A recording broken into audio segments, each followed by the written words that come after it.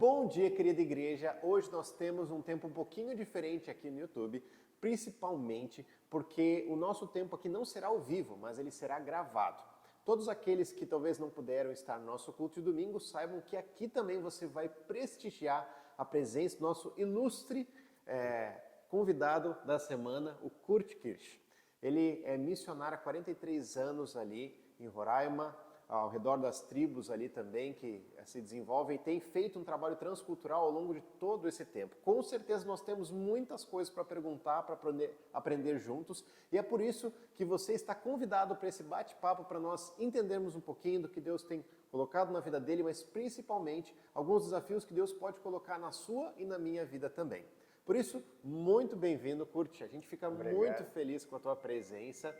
É um tempo muito especial para a gente aqui. Eu tenho algumas perguntas e tu vai poder se apresentar, poder compartilhar um pouquinho mais da tua vida e o que Deus tem te colocado.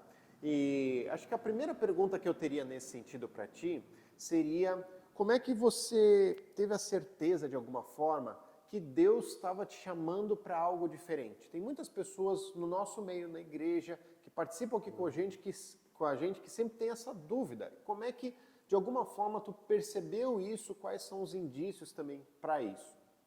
Muito bom dia aí. Realmente é uma alegria muito grande de poder participar aí desse bate-papo. E realmente essa é uma pergunta assim muito interessante. E eu vou dizer que, a princípio, já de cara, que não foi por falta de opção, porque o meu desejo era ser engenheiro agrônomo. Eu gostava demais, assim, tudo relacionado à natureza, plantas, animais, isso aí então era comigo mesmo. Só que quando Cristo entrou na minha vida, ele fez assim uma mudança completa. E aí ele acabou fazendo de mim um missionário e um missionário transcultural. E aí o que Deus fez? Tudo aquilo que eu gostava, ele me pegou e colocou lá no meio da selva amazônica. Pronto. Aí eu estava feito, né? Estava com a faca e o queijo na mão, porque pense num lugar onde tem bichos, plantas, insetos, e ainda ganhei de lambuja, né? Os indígenas que fazem parte então desse contexto. E eu realmente, hoje eu sei que eu sou missionário porque Deus quis isso da minha vida. Eu ouvi a história de 5 missionários que foram mortos entre os índios Aucas, os Waldanes, lá no Equador. E quando eu ouvi essa história, isso foi logo após a minha conversão, em 1975, eu ouvindo essa história e o missionário narrando isso para a gente, aquilo foi muito impactante para mim, nunca tinha ouvido um negócio desses, né?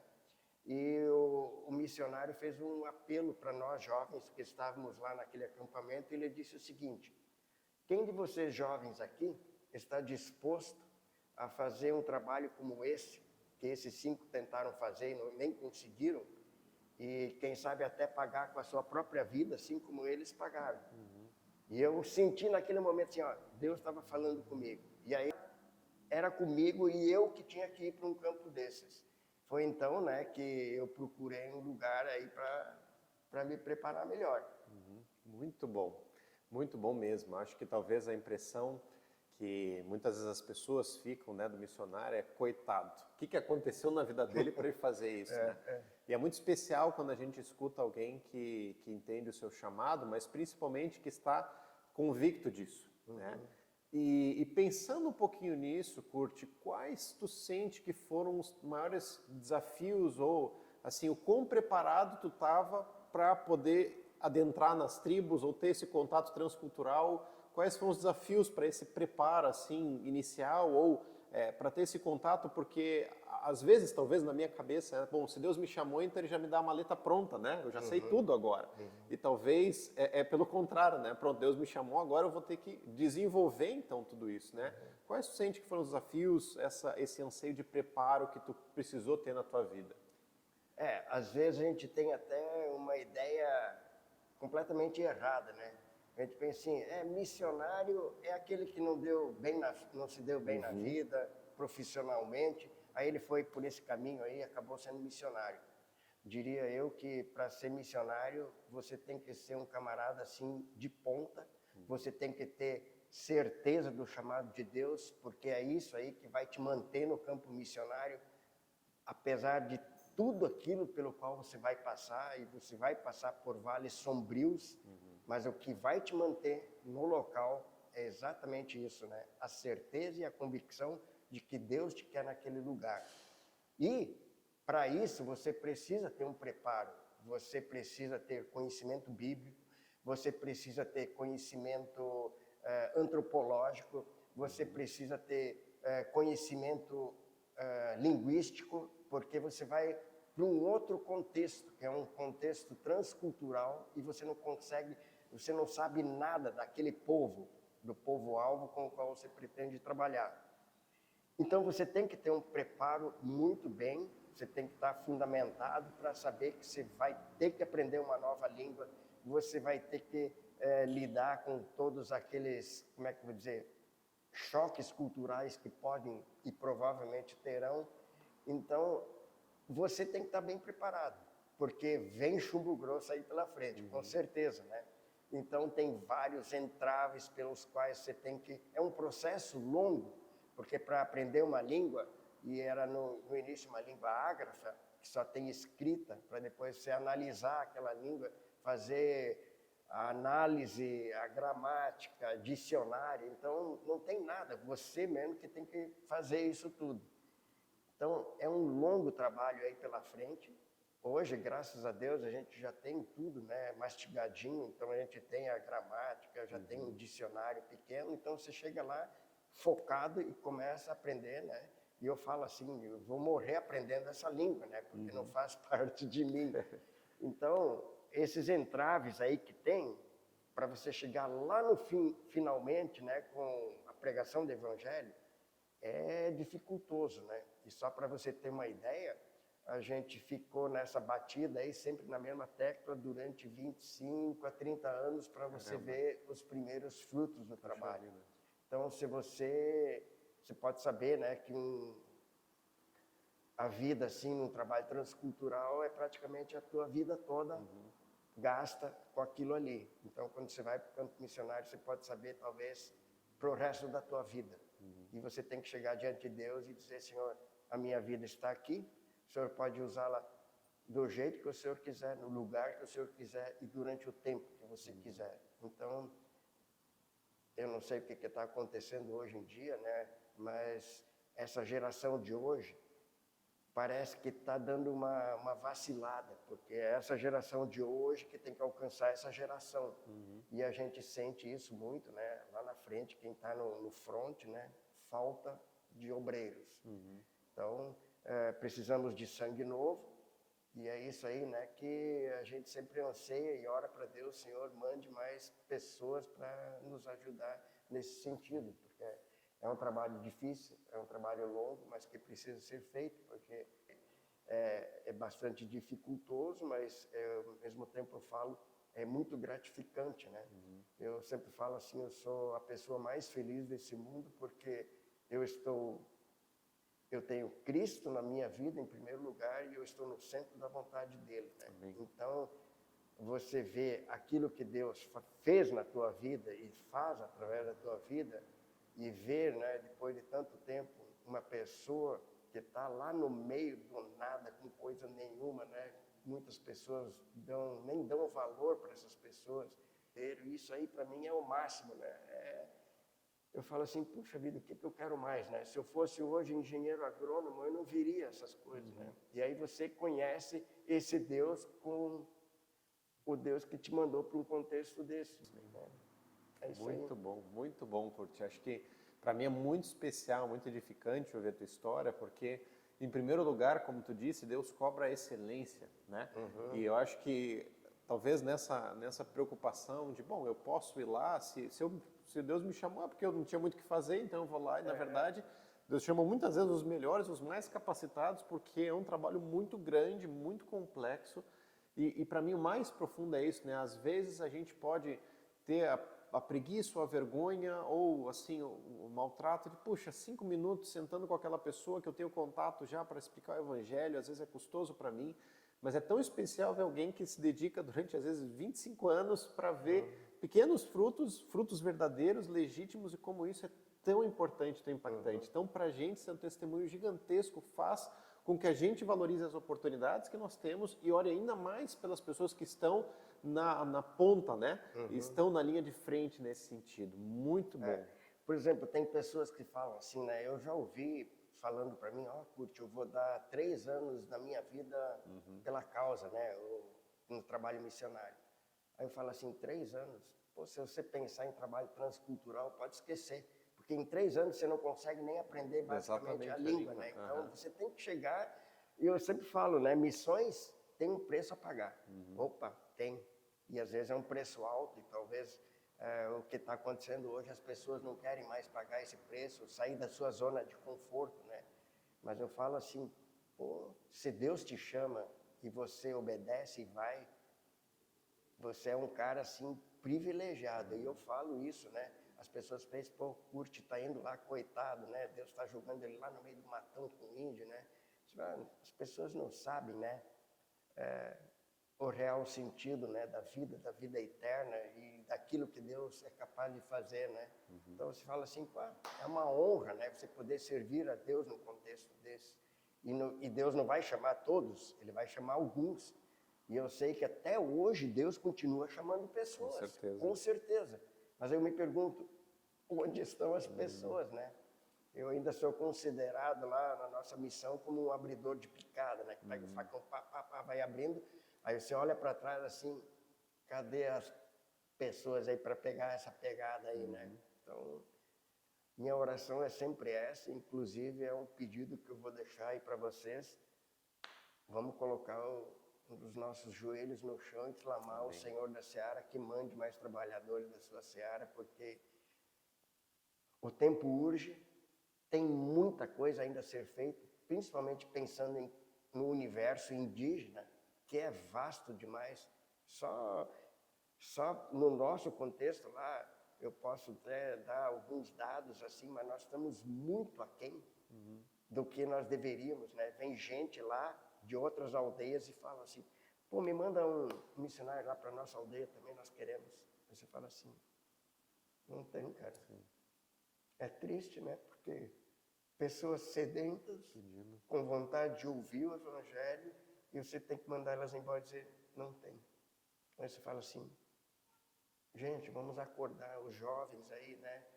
Se Deus chama, pai, é um privilégio, cara, você fazer parte dessa história tão bonita que Deus está escrevendo aí, né?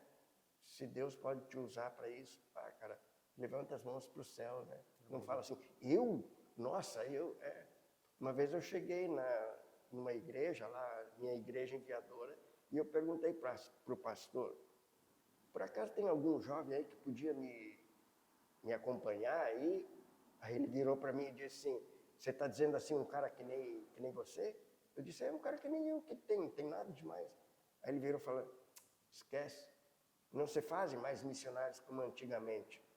Hoje, os tempos são outros. Ele ainda acrescentou, você é um dos últimos moicanos. Hoje a geração é diferente, hoje a geração é mesmo mais daquela geração Nutella. Você faz parte daquela geração raiz. Eu não pude concordar muito com ele, porque eu digo, geração muda, e vai mudar, com certeza. Mas tem certas coisas que não pode mudar de geração para geração. Que é o fato de você chegar diante de Deus e dizer assim, Senhor, a minha vida está aqui, o Senhor pode usá-la do jeito que o Senhor quiser, no lugar que o Senhor quiser e durante o tempo que o Senhor quiser. A minha vida é tua, sem reservas, sem limites, né? É o teu amor por Jesus, pela sua causa e pelas almas que se perdem. Isso aí não pode mudar, de geração em geração. É a tua disposição de colocar a tua vida diante de Deus e dizer, está aqui, Senhor, pode detonar a minha vida pela tua causa. Então, isso aí, eu sempre falo, né? É um preço que eu tenho a pagar, mas é um preço que vale a pena, cara. Amém. Cara, se eu pudesse, eu começaria tudo de novo, da estaca zero, sabe? E aquela chama, assim, de missões. é como se hoje eu entrasse no aviãozinho, é como se eu estivesse indo pela primeira vez, sabe? Aquela Mesmo chance, ânimo. mesmo ânimo, pá, vamos embora. Tá certo, eu fui para lá com meus 26 anos, a Marta tinha 24, mês que vem eu vou fazer 69. Eu tô já chegando no fim da linha, né? Então, 43 anos é uma boa caminhada aí, né? Então você fala assim, mas eu não sei mais quanto tempo eu vou nessa batida, mas estou indo, né? Vai chegar uma hora que a carcaça velha não vai mais, embora que a cabeça ainda vai a 1000, né, por hora, mas não tem jeito, né? A gente vai e a gente pensa, né, Senhor, levanta aí mais gente, né, para continuar aí, para poder passar adiante o bastão e para os outros conseguirem fazer bonito também, né? Bem, muito, muito bom. É. Sabe que uma das coisas assim que me comove nisso é que, de fato, cada geração é responsável por alcançar a sua geração, Isso. né? E Deus constantemente levanta pessoas, mas para mim eu acho que a parte mais importante é o texto que fala, né? Aquele que tem posto a mão no arado não pode mais olhar para trás. Bem Então, isso. se Deus nos chama em algum momento, Ele vai ficar colocando isso na nossa memória, nos lembrando a cada dia, até que a gente possa se dispor ao que Ele chama, né? Até pensando em tudo isso, eu acho que o anseio talvez nosso principal de igreja é primeiramente nós nos colocarmos em oração para que Deus levante, mas nós nos colocarmos à disposição do que Deus possa nos chamar. Às vezes é um ambiente metropolitano, às vezes é um ambiente transcultural, o passo. Eu lembro quando eu estava no seminário, um pouco depois já ter começado, eu lembro de uma noite em que Deus, com um missionário também profundamente falou no meu coração, e o que Deus me disse foi, eu vou te levar aonde eu quiser, da forma que eu quiser, por quanto tempo eu quiser.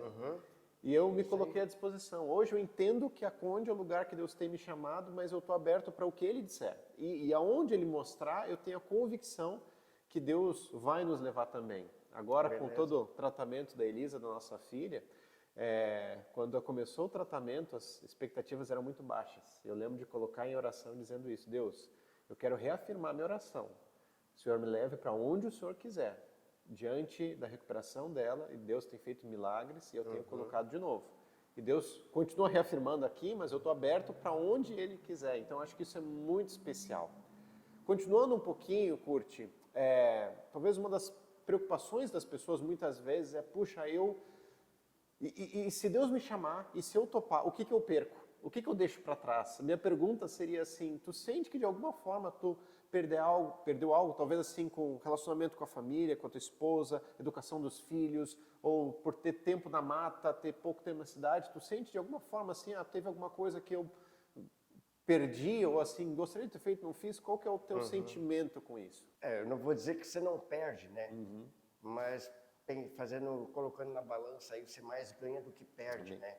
A gente pensa assim, né? Você vai para um fim de mundo, pá, agora sim, né? Vem teus filhos não vão ser nada na vida um dia, porque você é missionário, você está enfurnado no meio da mata, né? Como é que você vai dar educação para os teus filhos?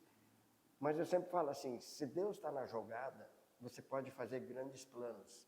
E se Ele te deu os filhos, é Ele que vai tomar conta também dos filhos, né? Então, você vai perder os teus familiares, mas em compensação você vai ganhar outros colegas que são assim, família tua. Você vai perder status, vai perder, sei lá, dinheiro que você poderia ganhar, mas por outro lado, Deus vai te recompensar de uma outra forma completamente que você nem imagina, né? Você fala assim, puxa vida, esse é o Deus dos milagres, esse é o Deus que provê para você. E quem está lá na frente vê realmente a mão de Deus atuando na tua vida, né? Como você falou sobre o negócio do milagre, né? Da tua filha aí, eu posso dizer a mesma coisa, né? O Deus dos milagres que a gente fala, eu pude sentir também na minha vida, né? Pelo menos 2 vezes bem marcantes. Foi uma quando eu virei com a canoa em 1989, que eu fui dado como perdido, né? Durante 3 dias eu fiquei ilhado e dado como morto, né? E também depois em 2003, quando eu tomei um tiro, né? Um disparo acidental, que eu também pensei que eu estivesse indo já, que a minha obra já estava completa aqui, né? Mas aí Deus achou por bem, né? Não, bati na porta do céu, literalmente, Mas depois de 7 meses eu estava voltando para o campo missionário, né? Aí Deus disse, não, fica lá mais um pouquinho. Então, né? É esse Deus, nesses contextos que você não tem muito para recorrer assim, né? Na cidade grande, né? Logo médico aqui, ali e tal. Não, lá você está preso e você depende mais dele. E aí você consegue ver os milagres dele operando, né? Na tua própria vida, né? Tem vários milagres, assim, que eu poderia dizer, ó, isso aqui, ó, foi um milagre de Deus, eu não tenho dúvida, né? Então, é um Deus fantástico, um Deus que é atuante, é vivo, e é esse Deus que a gente deve servir. E eu sempre falo, né? Os indígenas, eles têm uma vida espiritual muito mais, assim, que você pode sentir, porque eles vivem uma vida espiritual mais profunda do que a nossa. A nossa vida espiritual é muito supérflua. Pá, se bate por cima. Eles não, eles têm espírito para tudo que é lado e eles conseguem se comunicar com esses espíritos, né? É um negócio assim bem que eles visceral, vivem, né? eles vivem. Então, se a gente tivesse assim uma vivência dessas com Deus, a gente teria assim muito mais, né? A gente poderia conhecer muito mais de perto esse Deus, né? Eu não sei, eu acho que teve uma outra coisa que eu não respondi direito. Não, acho que é essa sim, tu acabou respondendo, da ideia de perder e ganhar. Se teve algo que perdeu, né? Por exemplo, e os teus filhos aí?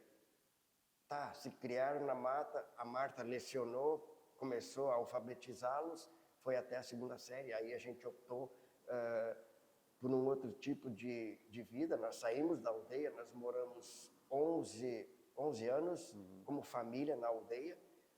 Aí a gente saiu por causa da escola dos filhos, né? Porque não ia dar para continuar. Sim. E aí desde aquela época, então eu faço viagens regulares à aldeia. É um mês na mata, um mês com a Marta, né? E aí vai, né? Até hoje, né? Eu estou nessa batida aí e a gente ganhou muita coisa. Se você falar hoje, né? Você vê, e a Larissa, o que acabou sendo? Ela acabou sendo doutora em biotecnologia. E o Davi? O Davi, ele acabou se formando e sendo cirurgião bucomaxilofacial. Então se fala assim, puxa vida, mas filho de missionários? Filho de missionários. É Deus que cuida, né? E hoje, de tempos em tempos, o Davi vai para lá e dá assistência odontológica, né, aos indígenas, com o grupo lá com o qual eu trabalho.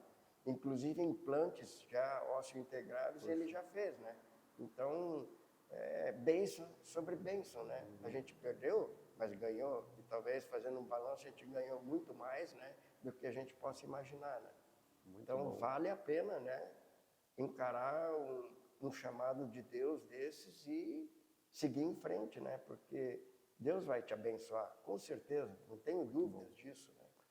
Muito bom. É uma vida, assim, fantástica. Eu falo assim, né? Vale a pena.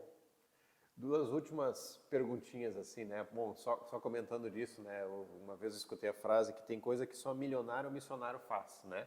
Que Deus permite, abre portas, mas é a diferença de quando eu deixo Ele conduzir a minha vida e eu deixo Ele me levar, né? Então isso é muito especial. Uma pergunta talvez que ela tem um tom mais delicado, mas eu acho que ele é importante também, porque pessoalmente para minha vida ministerial isso são questões que acontecem, mas teve algum momento durante esses 43 anos que tu pensou em desistir, assim, foram muito turbulentos, pensou, puxa, acho que talvez não sou a pessoa ou não estou preparado, e o que te fez de alguma forma reerguer em Cristo, né? Assim, o que te motivou a, puxa, eu quero perseverar, exatamente. E não foi só uma vez não, né? Vontade, assim, de chutar o balde, de dizer assim, ó, esse povo aqui não tem jeito. Não, e às vezes, por incrível que pareça, eu pensava assim, começava até a duvidar do poder de Deus em transformar um povo desses. Aí falava assim, mas que coisa, não tem condição. Aí eu pensava assim, pô, será que vai ser só a próxima geração? E realmente, né, a próxima geração que realmente depois começou, né, a aceitar frutos, né? Isso, mas realmente era desanimador, era frustrante. E o que me mantinha aprumado, eu não vou dizer assim, cabeça dura de alemão, né? Que fica assim, né? Não, é aqui e tal. Mas uma das coisas, assim, eu sabia que era lá o meu lugar. Então, essa coisa de chamado, isso é algo impactante na tua vida. Você sabe que você tem que estar lá, independentemente daquilo que acontece ao teu redor, sabe? Então, eu falo assim, pense num povinho ingrato. Eu sei, é ingrato, mas eu estou lá por uma causa maior. É por causa dele, sabe? É ele que merece toda a honra, toda a glória, e é por causa dele que eu continuo lá, independentemente dos frutos. E eu lembro, tinha um professor no seminário, e eu falava assim, ele era mais pastor do que professor, e ele dizia, ó, quando vocês saírem daqui e forem servir a Deus, vocês podem ter uma coisa na mente de vocês. Nunca olhem para os frutos, porque Deus não nos chamou para o sucesso, mas sim para a obediência. Então, isso aí que Deus exige de nós. É obediência, pá, é isso aí. E Deus um dia vai chegar e dizer, obrigado aí, valeu. E é isso aí que eu quero ouvir, sabe? Assim, Deus, servo bom e fiel, foste fiel no pouco, sobre muito te colocarei, entra aqui no meu gozo, sabe? E aí você fala assim, o que você quer mais, né? Pensando em eternidade, a gente vive tão preso a essas coisas desse mundo aqui que não vai te levar a nada, inclusive você não vai levar nada desse mundo, mas se você pensar assim, a minha vida valeu a pena porque pessoas estão lá comigo hoje porque Deus pôde usar a tua vida. Cara, não tem palavras, sabe? Você fala assim, puxa vida, eu fui usado por Deus, assim como Deus transformou a minha vida, me tirou das trevas para a sua maravilhosa luz. E não é para você só ficar ali na luz para não fazer nada, mas aí Deus te coloca lá no meio daquelas trevas e lá Deus consegue fazer a luzinha dele se espalhar. Você fala assim, pá, cara, eu sou o suprassumo, né, da coisa. Você fala assim, puxa vida, é top de linha, né? É isso muito aí. Bom. Acho que é muito interessante isso, né, de que a luz nunca serve muito de dia, na hora livre, né? A luz serve no escuro, de noite, a luz serve para isso, né? Então é o lugar onde Deus nos coloca, isso tem muito a ver, muito especial. É com a tua vida e é com a tua fala. Exatamente, né? Com e quem às nós vezes somos. a tua vida fala muito mais alto do que só o teu blá blá blá, né? Imagino ainda mais estando no meio da mata, né? Eles não estão vendo só o que tu tá falando, mas eles estão vendo como tu se porta com a tua família, como tu se porta uns com os outros, como tu lida com... Relacionamento. Exatamente. Então, tudo acaba sendo impactante, né? Isso. Uma última pergunta, Kurt. Qual palavra talvez tu daria para a nossa igreja ou para todos que estejam escutando assim, talvez uma palavra de ânimo para o nosso buscar em Deus, né? Para que a gente possa servi-lo cada vez mais, mas qual palavra que tu poderia dar para cada um de nós nesse sentido? Bom, a princípio todos nós que somos cristãos, crentes em Cristo, nós temos obrigações, e a obrigação exatamente não só ficar na luz, porque está bem confortável, mas é levar essa luz adiante, seja lá para quem for, para aquele colega que está do meu lado, seja lá, e a luz ser espalhada ainda mais adiante. Então, se for assim, por exemplo, Deus falar com alguém especificamente para um trabalho transcultural, que é o máximo, né? Que eu falo assim, eu servi o exército, né? E aí tinha o pelotão de operações especiais, que todos nós ficávamos de olho naquele pelotão e queria fazer parte, mas não era todos que faziam parte, eram pessoas assim escolhidas a dedo. Aí eu falo assim, um missionário transcultural é o pelotão de operações especiais de Deus, é aquele que vai lá no front. E se Deus chamar alguém dentro da igreja, se sentir assim, chamado por Ele, isso é realmente uma honra, é um privilégio. Então, se Deus chamar assim, fala assim, Senhor, eis-me aqui, envia o meu irmão, né? Pá, eu estou aqui, então eu vou, né, com toda aquela garra, né? Então, para prestar atenção quando Deus chama as pessoas, porque o chamado é assim essencial para ir para um campo transcultural. E a outra coisa que eu iria desafiar é para nós clamarmos mais a Deus para que Ele mande trabalhadores para a sua seara.